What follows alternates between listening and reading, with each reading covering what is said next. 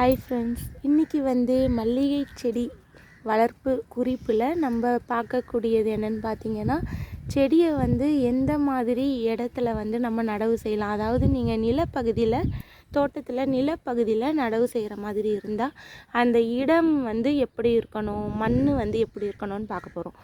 இப்போது செம்மண் பார்த்திங்கன்னா ஓகே, நீங்கள் தொட்டியில் வைக்கிற மாதிரி இருந்தால் செம்மண்ணில் நம்ம நடவு செய்யலாம்.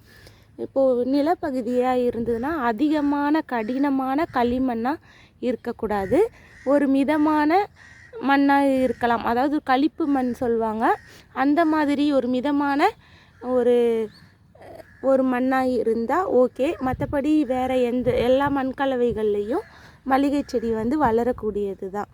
ரொம்ப கடினமான களிமண்ணாக இருக்கக்கூடாது. அடுத்ததாக நம்ம பார்த்தோன்னா, செடி அதிக நீரோட்டம் உள்ள இடத்துல நம்ம மல்லிகை செடியை வைக்கக்கூடாது.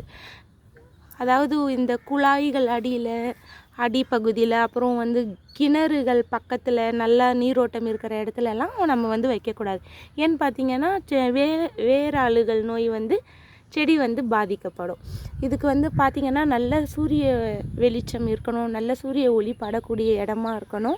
மிதமான ஈரப்பதத்தில் நல்ல சூரிய ஒளி கிடைக்கக்கூடிய அந்த இடத்துல பார்த்திங்கன்னா உங்களுக்கு மல்லிகை செடிகள் ரொம்ப சூப்பராகவே வளரும்.